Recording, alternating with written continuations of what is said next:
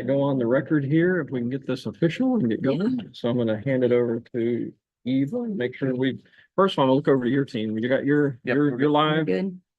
And Eva, are we live and recording? We are live in Sunset. And then you want to do your official and get us started in speech. I can do it. Okay, Yeah. all right. So today is Wednesday, November 20th, 2024. This is the sixth bargaining session between the Polk Education Association and Polk County Public Schools. And I think both sides are ready to get started. Yep. All right, so we had discussed before our meeting started that the first item that we wanted to talk about was salary. And when we were together last, we had a discussion that you were going to come to this evening with a counter. So that's where Yes, we'll sir. dig in from there. All right, so since we last met on November 4th, we have been pretty busy. And it looks like the bargaining unit overwhelmingly has formed consensus around what we're going to bring you guys tonight. And so I'm going to start by passing this out first. And then I'll get to the other papers. I think that might be enough for you guys. Let me know if it's not.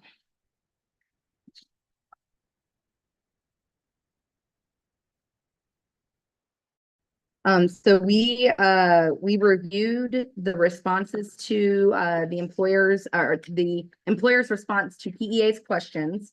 And I know I had sent back a few other things last night, and then Jason had sent back some replies too.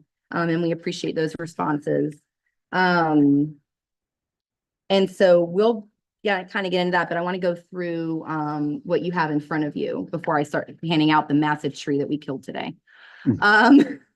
So together, what we are proposing is a package deal. There are 5 things on this list that are considered a package. And this is kind of as is. If something were to be rejected singularly, we would revert back to our original stances on things. The first one is a millage referendum that we want the school board to officially agree to going out for a millage referendum in the 2026 general election. And it specifically reads the Polk County School Board will put a traditional millage referendum general election ballot in November 2026, in which the revenue will not be shared with another taxing authority. The millage referendum will be exclusively for staff salaries, in which a proportional amount of the collected millage will be designated to negotiate for PEA covered positions. For example, if the total PEA covered positions to total PCPS staff is 70% of the total employees, then PEA receives 70% of the millage revenue to negotiate. This amount will be reviewed annually to determine the proportional amounts. PEA will be part of the committee or structure that crafts the ballot language, and the Polk County School Board will negotiate an MOU with PEA on how the millage revenue will be spent on PEA covered positions. PEA will also have at least 1 voting seat on the millage oversight committee that would be created upon the successful passing of the millage referendum, as we have with the sales tax oversight committee. Number 2, the planning time language proposed by PEA at November 4th would be accepted. The 30-minute lunches for the paras and the teachers, because we have the consecutive 30-minute lunches for secretaries. And we did sign that TA for consecutive a little bit earlier in our bargaining sessions. Number 4, the newly proposed salary package, which we will go through. Oh, go ahead. I'm with you. I just want to make sure I'm understanding. I'm with you on number 1. On number 2, I'm going to repeat what I thought I heard you say, that you would accept the PCPS proposal on planning time. No, absolutely not.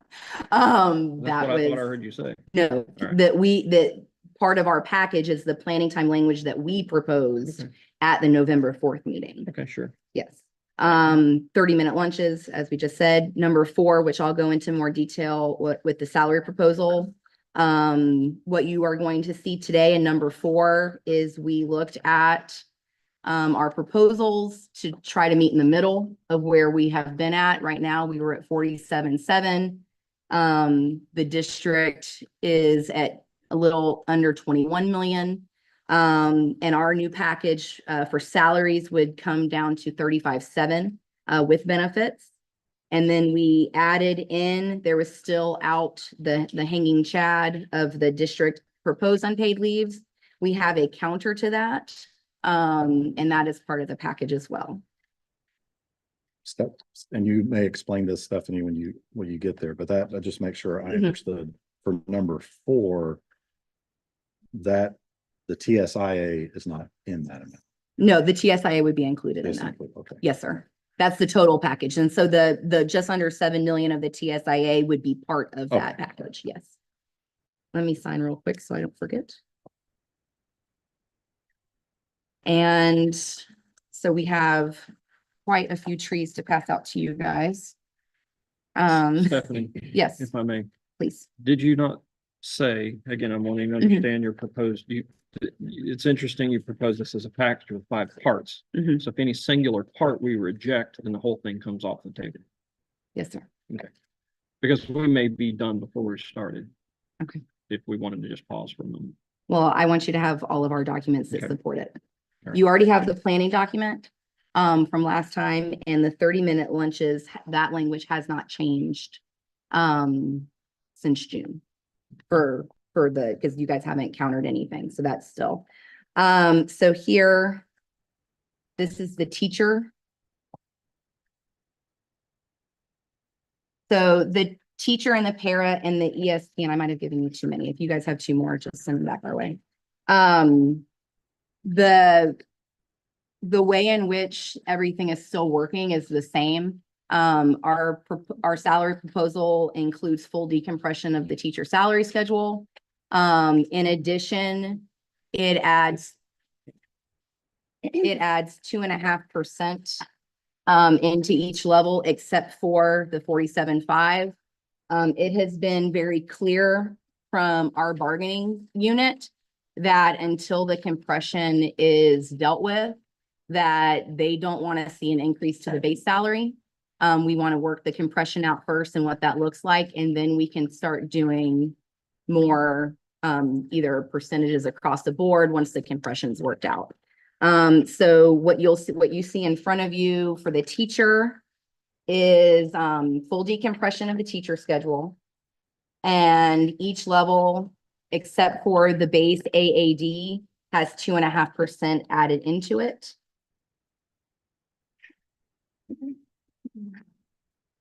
And then the para and the ESP.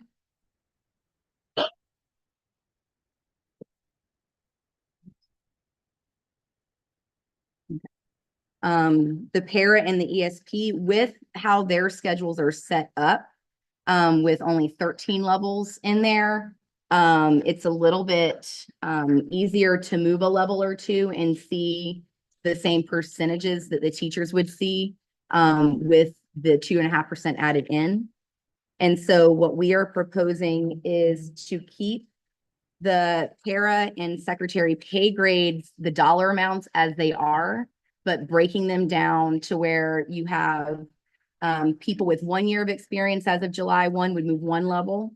If you are in the level B, because right now B is 1 through 10 years of experience, we want to break level B up into 1 to 5 years of experience and then 6 to 10. And so if you're in that 1 to 5, you would move 1 level to C. And then if you're in that second group of B, that 6 to 10 group, you would move 2 levels to D, and then everybody else would move 2 levels down. There are 2 exceptions to that, just with the way the schedules are outlined, and we have that on your paper right there, Jason. The employees currently at M that are at the top of the schedule, because there's nowhere for them to go since they are at the top. We added in like an M top like we used to have. So those people that are newly into M would move into M. And then those people that are just going to be at the top of the schedule until, they retire or leave Polk County Public Schools. Those people that are currently at M would receive a 7% raise.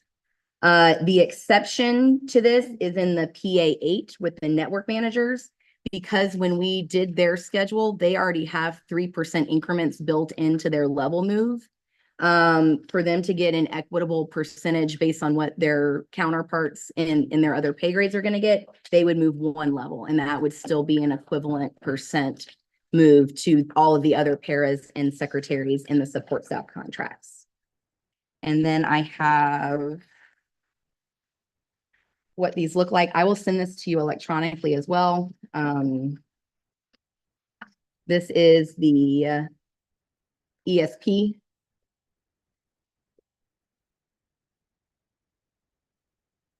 Pay grades. This also includes the job description review committee did with the adjudicated youth of mirroring their hourly rates to the center school paras in PA9. So that reflects their hourly rate change that would be in line with the center school paras in PA9. And so what you guys are getting is the para.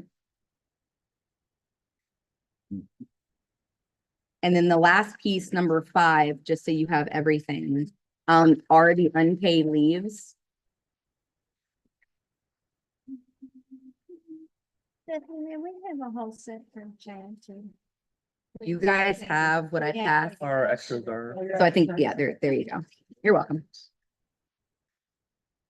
And so what we did with the unpaid leaves, because the only changes that the district brought were on page 1 of each of the articles. And so I made a note that we only printed page 1, just because that's where the changes were. And I made a note on the bottom that that's why you only see 1 page from each article. And the counter that we have with the unpaid leaves, which we hope is a middle ground here, because we were concerned about the school year and then the year after of boxing people out based on circumstances that are out of their control, and to y'all's point of making it a little bit tighter so that people, and there's not very many of them, but some people could abuse the way the language is right now, and we understand that. But we also don't want to inadvertently, again, because of people's circumstances, box people out of being able to take leaves and then giving up a position. And so across the board, and it's just in the first part, the last 2 lines are your language, and we're okay with those 2 pieces. But the first part says, should there be any combination of medical leave to personal leave or personal leave to medical leave within a school year, the position will only be held for the initial 12-week period of the first approved leave. This provision excludes any type of FMLA, because FMLA has different guidelines that are federally outlined. And so we really feel that with, especially on the salary piece, trying to come to the middle here, also knowing that you have $20 million sitting in materials and supplies that historically you will not spend. We looked, back to 2010, 2011, and the average spend in those AFRs have been just under 15 million. Even with ESSER, funds running through some of that line item. And so we feel very strongly that while I get you may not be able to pay, also know how budgets work. If we spend in one line item and we underspend in another, it does balance out in the end, and then we adjust our budget accordingly the next go around. So we feel that there is money to especially meet in the middle here. And we hope that the package proposal coming down on the money, and I do want to underscore that the package proposals presented in this as a whole has made it very clear that they would only be okay with coming down on the money if the other things were put together and signed. Planning time is really important, and that's another way that you guys don't have to spend money to respect teachers' time.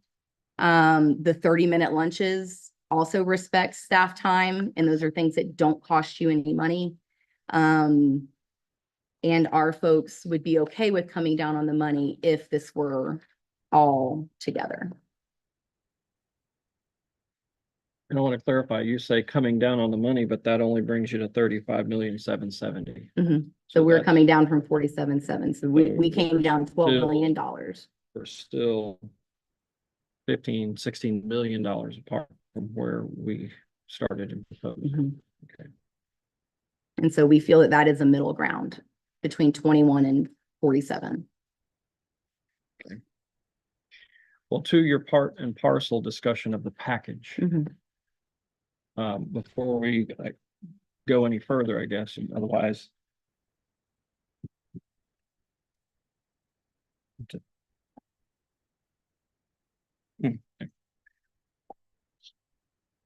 I have remarks to provide with respect to planning time and the 30-minute lunches. Okay,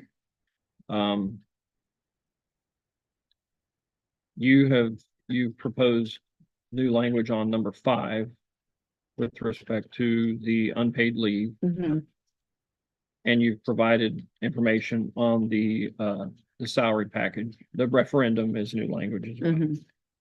And again, I'm going to continue to say, this is part and parcel. It all goes or nothing goes. Okay. So I think. and that was important to the bargaining unit. When I we came understand. out with this I idea. understand. But two, we're not gonna be able to tease these apart anymore, so it's part and parcel, all or nothing. So with that being said, let's take a few minutes. Okay. Because we've got what you've given us. I've got some things I want to talk to my team about. All right, And then we'll come back. Okay. all right, sounds great.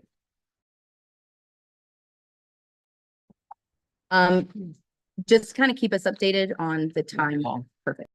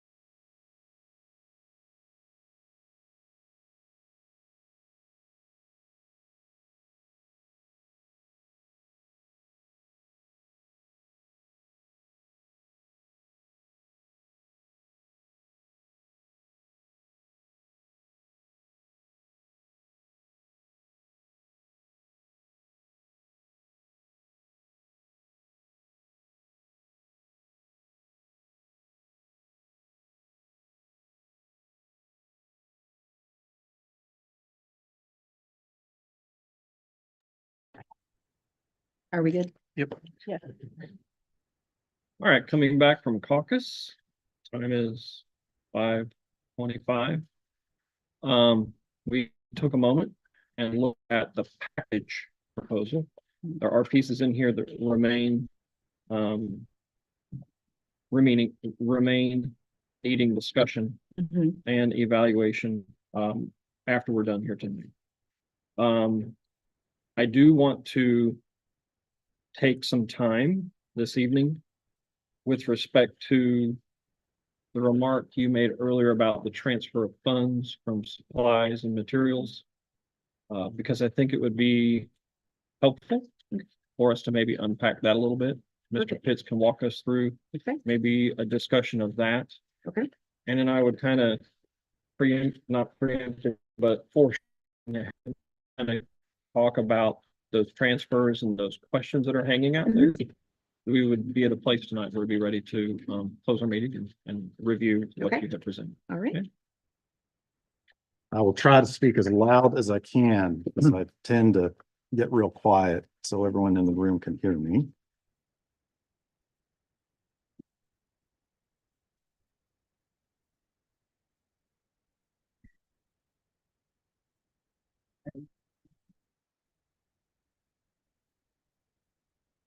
May have to see where I that. think we get lucky and that microphone would work. That would be That wonderful. would be great. Let me just do that over again. Perfect. Testing, 1, 2. Testing. Right. Great job, Brian.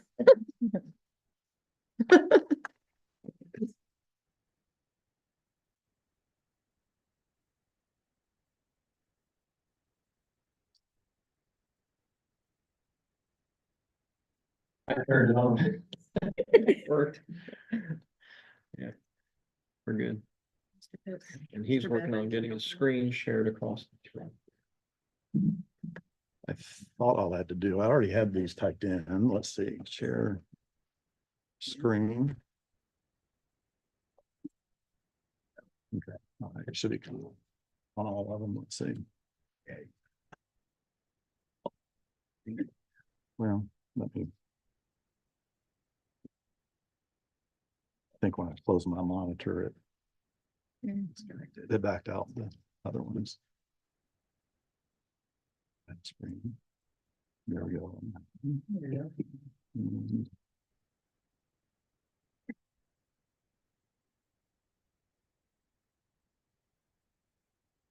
All right. Yay. You know, hold it while you drive. Yeah, that would be great, just so I can get this done a little quicker. So I wanted to just walk us through why the information that you have been sharing is not accurate on budget. Because there's some nuances in budget that's very complicated, and you can't see this information from reports. So I actually was going to go in an SAP so you can just see what it looks like in SAP. So it's just not a piece of paper that you're looking at.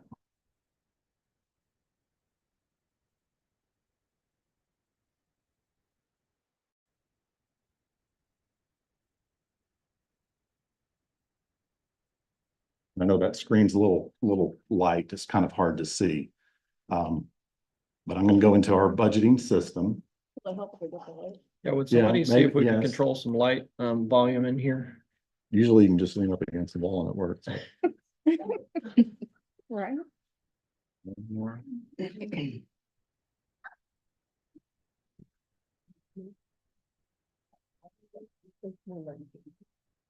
I'm the tech lady, not the light lady. Sorry.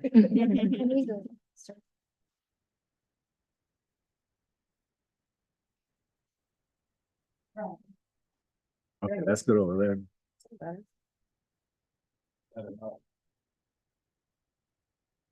Oh, that's better. There you go. Thanks, Chris. Okay, I'm going to fix some columns here so it's easier to read. Just give me a second here.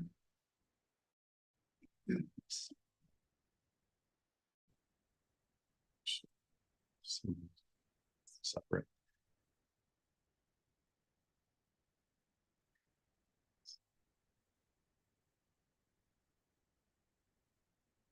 Brian, do you know a good joke? Not at this moment. We should probably have a turkey joke then. You got the thing that you wet. Karaoke night. Right? Yeah. There we go. So total on fund.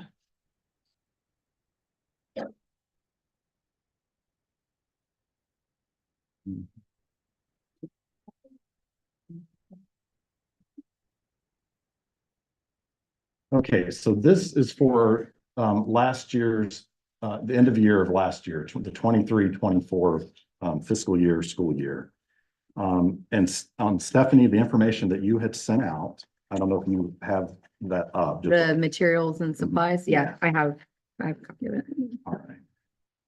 So this is for the instructional materials budget. Mhm. And down there at the bottom, you can see the original budget of $87,530,693. Mhm. That matches what you have. Mhm. In the actual column, you see the 12,604,789. Mhm. Okay. So it appears like we budgeted a heck of a lot and have a heck of a lot left over. Mhm.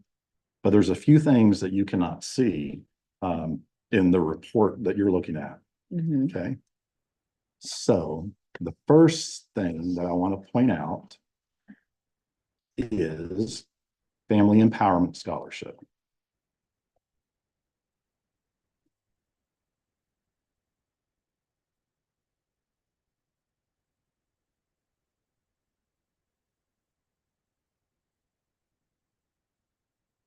Once we get upgraded the new SAP, this won't be as hard to look at. It'll be much prettier to look at.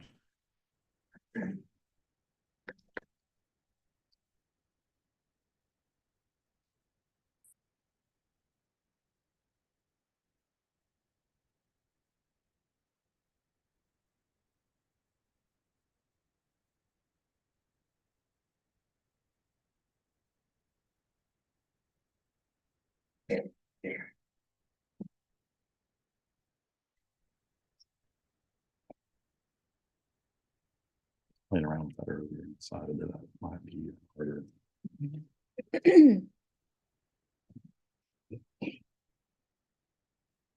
Okay. So in the operating department budget, there is 58,070,261 dollars. You see that in the original budget at the very top. Mhm. Okay. Now, if I scroll back up, this is listed by cost center, which is, either a department or a school is basically a cost center. Mhm. And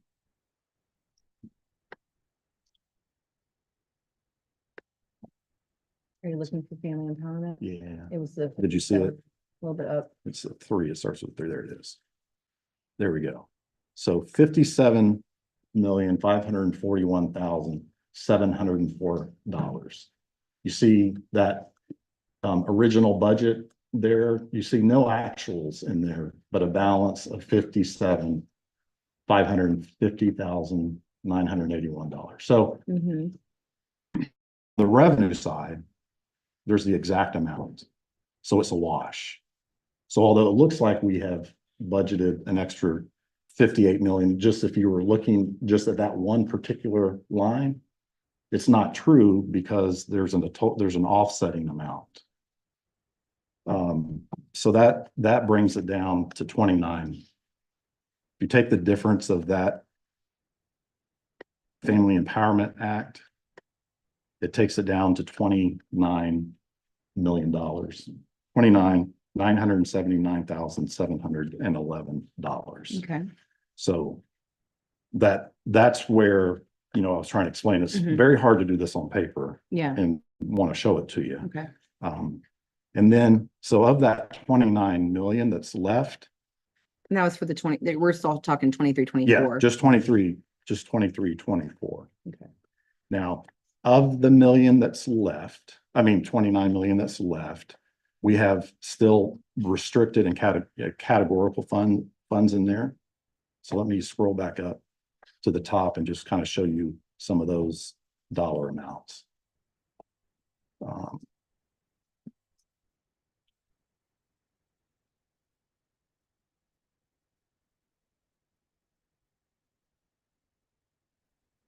Do the very top.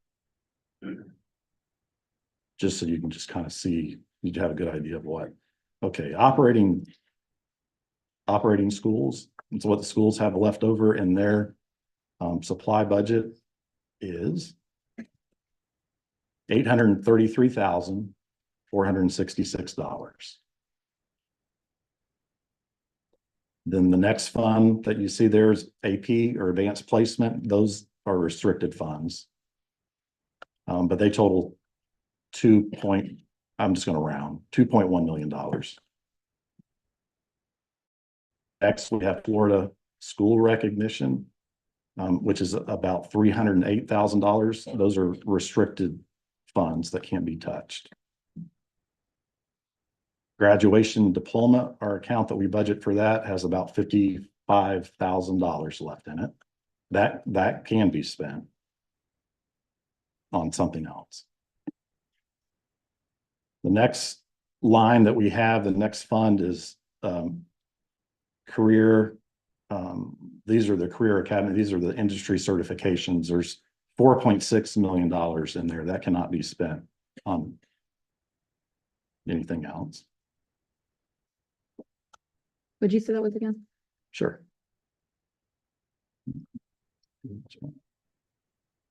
That's $4,611,000. You said that was the CTE though?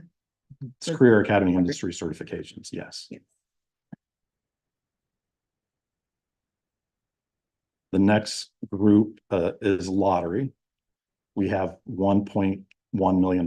That's what the SAC controls. That cannot be spent on anything else. We have, this is, you know, we used to have the SAI fund that is no longer categorical.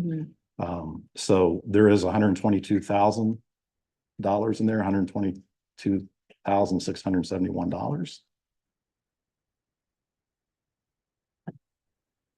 Next is IB, International Baccalaureate, that has $714,000 in it. That is also restricted funds. Then the next group is SAC committee. Now this is a little confusing. There are two funds now that SAC controls: the SAC committee, I mean the lottery funds, and the SAC committee funds, which are the leftover teacher lead funds. So,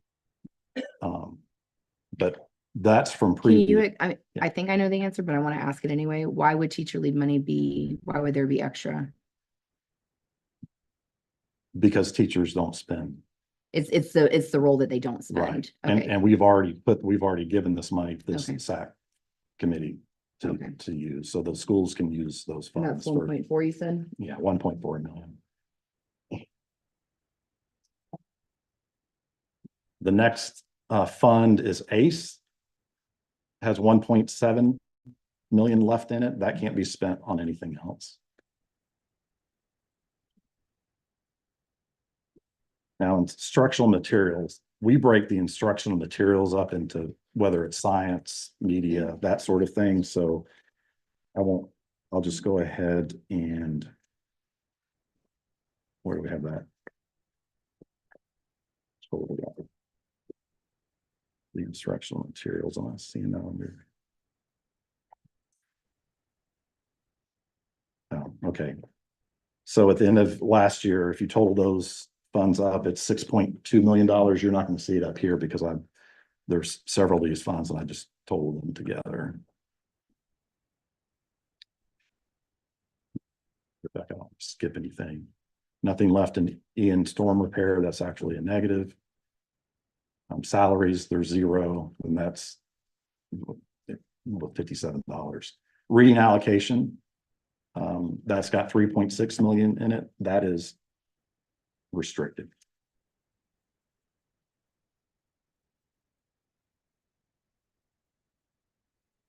Turnaround supplement, which is restricted, has $2.3 million left in it.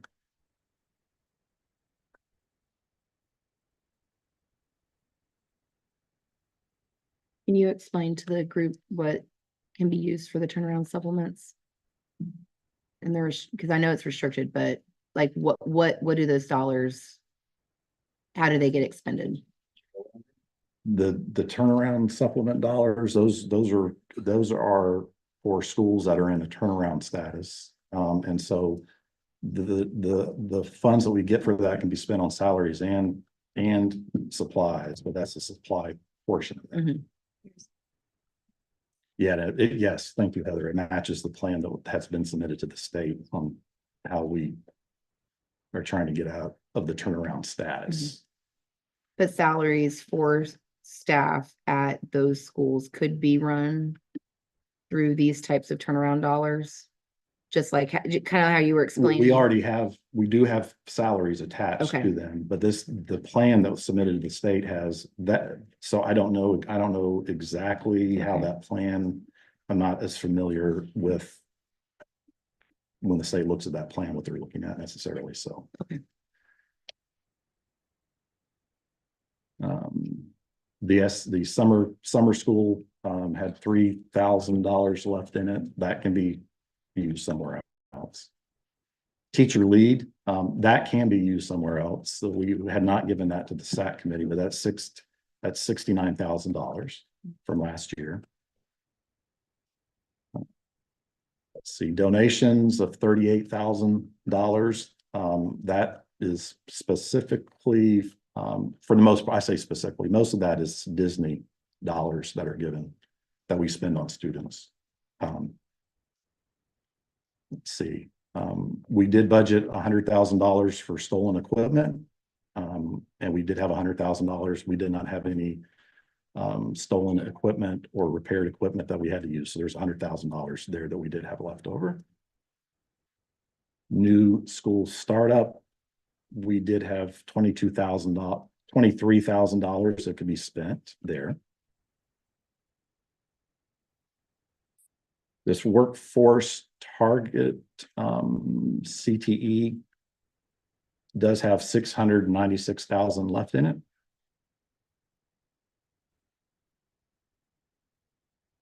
And some of that may or may not be able, but we'll go ahead and say, let's just assume that all of that could be spent. So $696,000. There's a forward innovation grant, $1,300 can't be used.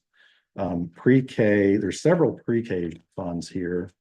And most of it is the Early Learning Coalition funds.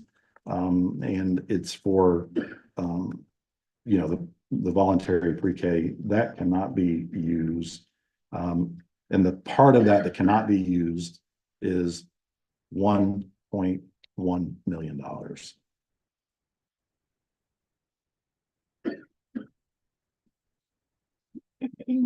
Those next ones are just like $100 here and there.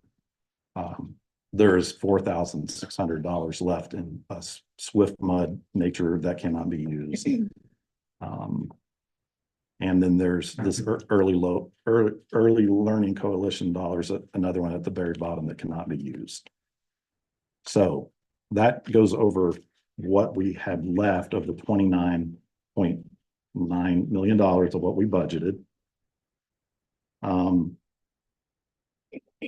After you remove all of those restricted funds, it leaves us with $1,675,559.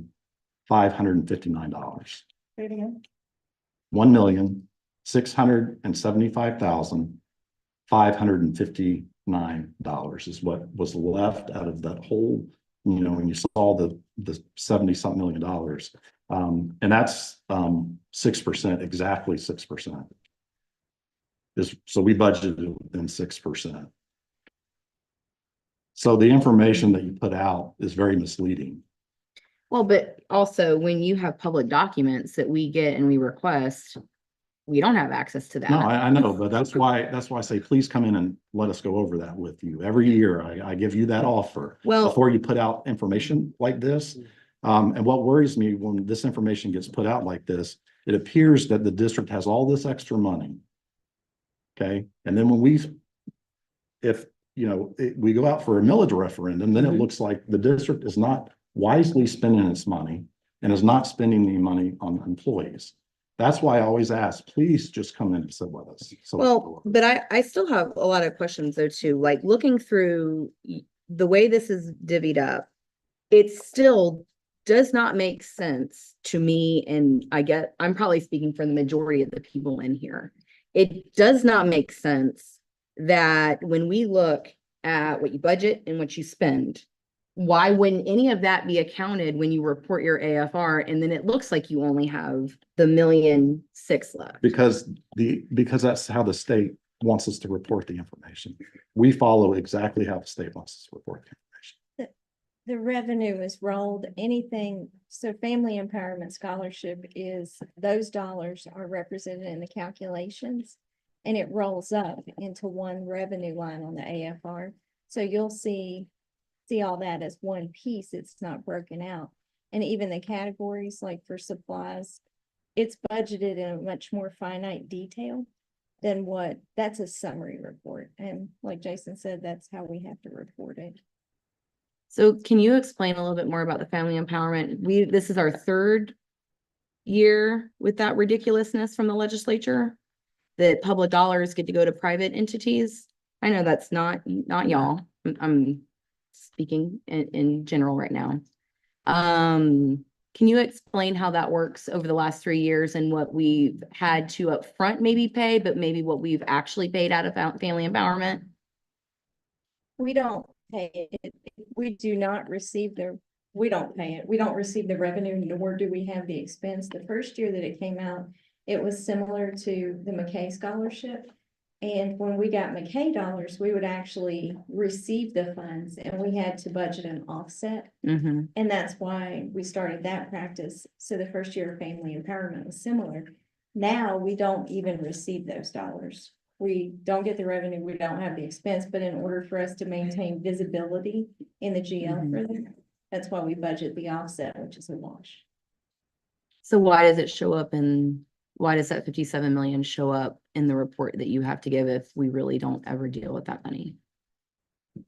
Because it's listed in the calculation, the dollars that we submit to the state have to match what's in the second calculation. Mm-hmm. So family empowerment is in that rolled up line for revenue. It is in there. You just don't have visibility of it.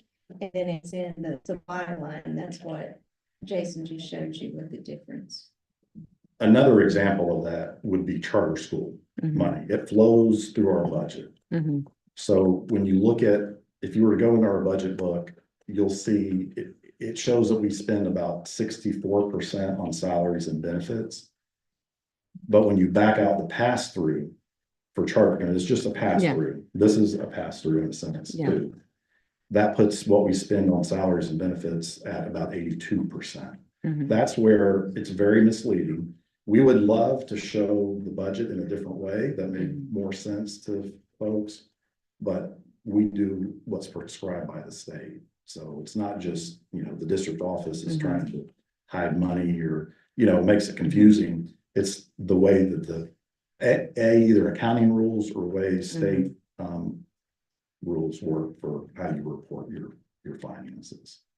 So I just wanted to walk through that. I didn't want to just give you a report. I can give you a report. That it would be like just to see it, because I know I'm trying to look at it too. My eyes are okay with my contacts, but it's a little small still. So we would like, if you can, to send that over so that we have that. So I still think that our position remains the same in the fact that we've already said, we know where your numbers are your numbers. And this does explain that line item a little bit more clearly.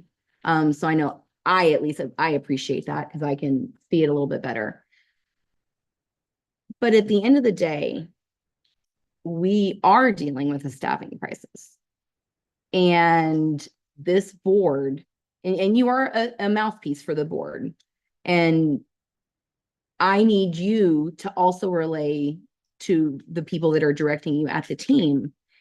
Our board needs to understand the situation that we're in. You know, staffing is not going to get easier in the next couple of years. Staffing is going to continue to get worse as we don't deal. Pay is a big thing. You know, we're now the only school district in the West Central Florida area that doesn't have a millage referendum for operation. We're the only one because our board, maybe to no fault of anybody on this side, but our board decided not to go out for a millage referendum. And now we are going to be suffering the consequences of that as more and more staff leave to go to Hillsborough, because that's the easiest one to go to. They're going to leave to go to Orange if they're in the Four Corners area. And so what we're asking, and this is why it was important for us to try to meet you in the middle, because 4%, even if you get it across the board, that doesn't deal with compression. And you guys said that from the very beginning, very transparently. You know, the 4% across the board does not deal with compression. And at the end of the day, experience does matter. And our bargaining unit wants us to deal with compression. You know, and again, that compression's no fault of y'all's either. The legislature, in their infinite wisdom, decided to not listen to educators, push through this horrendous bill, and we are reaping the consequences of it. But that still doesn't change the situation we're in. And what we're asking the board to do is, over the next 2 years, we've got to rearrange some priorities. Any dollar that can come out, that can go into the salary line item, needs to come out and go into the salary line item. And then we need to work together. And we understand that the brunt of the work will come on us once the board passes a resolution, and we're well aware and perfectly ready to have boots on the ground to get this millage passed. But we can't wait 2 or 3, well, actually it would be 3 years to get revenue from a millage. We're going to have the substitutes that we have now are going to double and triple. Kids are going to be the ones that suffer because we are going to be the ones that are going to find other opportunities to go. I mean, our vice president, Jim, has 22 years experience. Go to him for now, makes 70 grand. He makes like 54 now in the poll. He's going to make 6 to 10 grand more once millage money starts rolling in. That's a reality. And our board has to understand that every dollar has to go into salaries so that we can keep people here until we can get a millage referendum passed. I mean, that is the reality. Or we're going to continue to see more than 300 vacancies. We're going to continue to see us trying to get uncertified, unqualified staff to be a Kelly sub, to be in front of children. So, and I appreciate you going through this, and it does show the intricacies of that line item, but it still doesn't change the situation we're in. And I said it last night and I'll say it here. District reorg has to stop. No more new senior managers. The only thing that should be happening outside of salaries is the SAP upgrade. Because if we don't upgrade SAP, we won't be able to pay anybody. So I still don't think that changes our situation and why this is so important. So to get to the place of where I offered when we started this, I think we're probably there. Okay. We'll go back, we'll look at what you gave as a package. And again, I'm going to say this clearly. What I'm understanding you to say is if a single item of the 5 is not agreeable, this deal is dead. Go ahead. If you reject the put back in its entirety, the original position, right? Hang on, let me just. That's not what she said. Yeah. But we're wrapping it up, right? So if you reject the package proposal, we'll revert back to the original position. Now, we presented two proposals for you. We think the first proposal gives us a blueprint on how to begin to address some of the crisis going on, staffing issues and teacher issues happening here in Polk. Fine, you rejected that. We came back with a consensus from the bargaining units on a package proposal. Okay, we think that's also a blueprint that will help us begin to address some of the crisis going on here in Polk County in terms of staffing and teachers as well, right? So I believe you haven't crossed out our original proposal. I don't think, I haven't seen anything. it. I haven't seen anything like that. Well, I mean, it was so far off. But we don't have, I mean, what do you want us to cost out? well, we always ask that question, that just ask you, just like you ask us, right? Did you cost out this proposal? You know, we can't share with with the teachers, right? With the cost of because you haven't done it, but in other words, we've got two proposals we put on the table, rejected the first one. You've got a package proposal. We want you to look at that package proposal, right? See what makes sense, cost it out. We think that's an excellent blueprint going forward. Okay. And negotiate, because that's what this is all about, negotiating. Because right now we haven't heard really a principal position from anyone on your side of the table about what this county is going through in terms of the shortages of teachers, clinicians, secretaries, et cetera, et cetera. But right now, we're the only ones shouting at the top of our lungs of what's happening on the ground. And maybe hopefully you guys saw a lot of your employees and our members at the board meeting yesterday expressing the dire consequences they're working under right now. So that's what we expect, Mr. Warren, is that you'll look at that package proposal and examine it thoroughly. And the cost, we think, might actually be a little bit lower because you guys found, I think, almost 207 teacher duplicates that were in the original data that we did not, when we had already put this together, we did not pull those out. And that's 207 employees on the teacher side, which are the higher cost folks, that could affect even this. So you could even be looking at right around 30 million or maybe a little less. I'm not sure, because we weren't able to pull those 207 out in enough time once we saw Ms. Jenkins' response on Monday.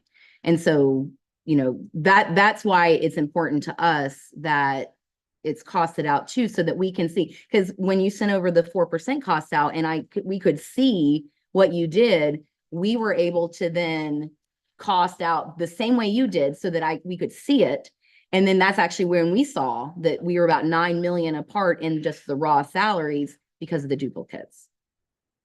You know, and so that's why it's important for us, because it's 35.7 on paper right now, but it's probably going to be less, just knowing that those 207 need to be pulled out anyway because they're duplicates.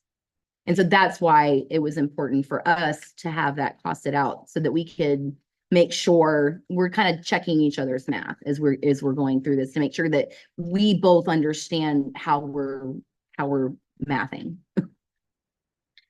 So let's go to our calendars next, if we may.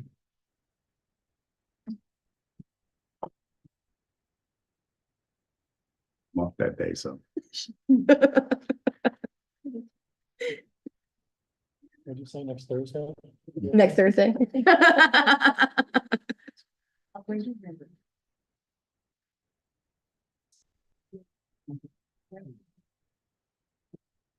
Why don't we look into the second week of December? I'm looking out toward the end, like the 11th, 12th, or 13th. We could do the 11th. And we've got to check again, the same Yep. discussion, our availability. So let's do the 11th as an option. We'll go Okay. 5 to 8. Let's get a second option as well. We could do the 13th. We cannot do the 12th. That's our board Gee, meeting. That's a Friday. I know. But getting the next week, we also The know, 12th is not an option. no, the So 12th is not an option. the 16th be one. The 16th is an option. So why don't we do the 16, 5 to 8? Is that the 11th and 16th? So the Yeah. 11th and 16th. I'm gonna make a note that if we're in jam, the 13th would be a last resort. Yeah. I think we're both collaboratively agreeing Friday would be our last option. We'll try to take the weekdays. And the first week back is too hard. All right, so we'll see Yeah. if Jim Miles is available here. Okay. And we're gonna review the package in its entirety. Okay. And if a piece of the package is not workable, then we revert back to the second proposal Mhm. that If- was presented Mhm. by salary, which would be the last one that was on the table when we were here last time that we Mhm. requested the counter to. Mhm. And at that point in time, we negotiate out from that large number, not your 35 million. See, that's the kicker that I'm Mhm. trying to qualify that this package is part and Mhm. parcel. So the 35 million is not in the Mhm. proposal that was the second one on the table. Well, and if there's, and if there's other things that you have questions or, objections, those are things that we could also bring back to the bargaining unit to also see if that's something, but this is important that this is the bargaining unit's proposal. This isn't Stephanie Yoakum's proposal. Understood. All right, so I think Okay. that's all I have for this evening then. All right. And we've got the dates. We're gonna check with Jim Miles. And we'll get back with you. I'm not gonna say Friday. Let's give us till Monday, Tuesday when we get back from break. right. On that, okay? Thank you. All right, thanks very much. We'll go offline and this meeting is adjourned.